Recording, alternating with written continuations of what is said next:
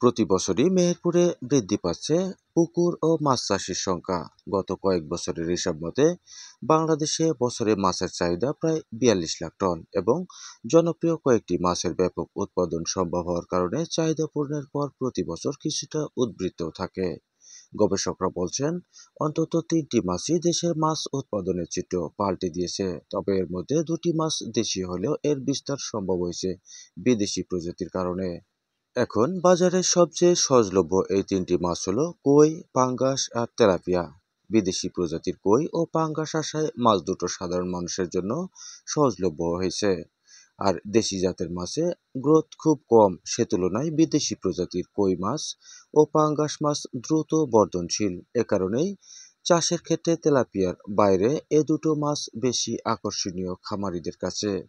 মৎস্য গবেষক ও খামারিদের মতে 90 দশকের পর থেকে দেশি বিভিন্ন জাতের মাছের মধ্যে কই মাছও ব্যাপকভাবে কমতে থাকে, যে কারণে বিদেশি জাতের মাছের আবাদ শুরু হয় দেশে।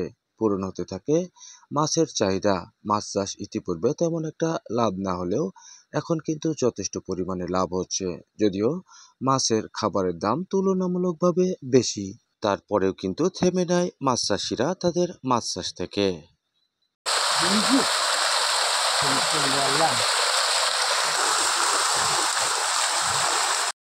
যদি মেহেরপুরের কথা বলি, এখানেও পূর্বের তুলনায় বৃদ্ধি পাচ্ছে পুকুর ও মাছ চাষ। ইটভাটা আর মাটি ক্ষেতরাও ব্যস্ত রয়েছে নতুন নতুন পুকুর খনন নিয়ে, যা খনন করতে লাগে না প্রশাসনের কোনরূপ অনুমোদন। মেহেরপুরের বিভিন্ন এলাকা ঘুরে ছোট বড় অসংখ্য পুকুরের দেখা মিলবে 16টাকা, ধানখোলা, কুতুবপুর ও আমঝুপি ইউনিয়নের বিভিন্ন এলাকায়। তবে 16টাকা গ্রামের চিত্র তুলে ধরলে আপনি অবাক হবেন। নিজের হোক আর লিজ নিয়েই হোক, 2-4টা পুকুরে মাছের আবাদ নেই এমন লোক খুঁজে পাওয়া কঠিন। সেখানে পুকুরের সংখ্যা যেমন বেশি, মাছ চাষি ও ব্যবসায়ীরাও কিন্তু কম নয়।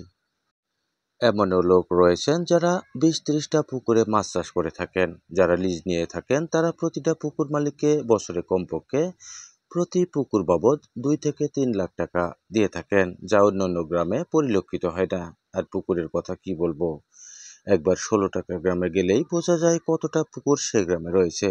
16টাকা গ্রামে মিঠুন ও রানা জানান, এ গ্রামের অধিকাংশ লোকজন মাছ চাষের সাথে জড়িত। অন্য পেশায় থাকলেও পাশাপাশি মাছ চাষ করে থাকেন। বলতে গেলে মাছ চাষে পাল্টে গেছে 16টাকা গ্রামের মানুষের জীবনযাত্রা। অর্থনৈতিকভাবে তারা অনেক এগিয়ে গেছেন।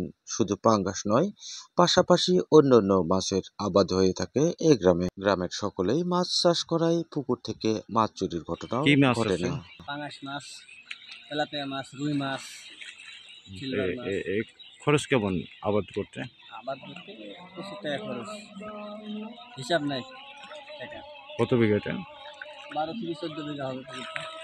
একটি কথা না বললেই নয়, আমরা যারা দেশে বেকারত্ব জীবনযাপন করছি এবং বিদেশ যাওয়ার জন্য বিভিন্ন জায়গায় টাকা দিয়ে প্রতারিত হয়ে ঘুরছি, তারা কিন্তু বিদেশে না গিয়ে এবং অযথা সময় নষ্ট না করে এই মাছ চাষ করে স্বাবলম্বী হতে পারি।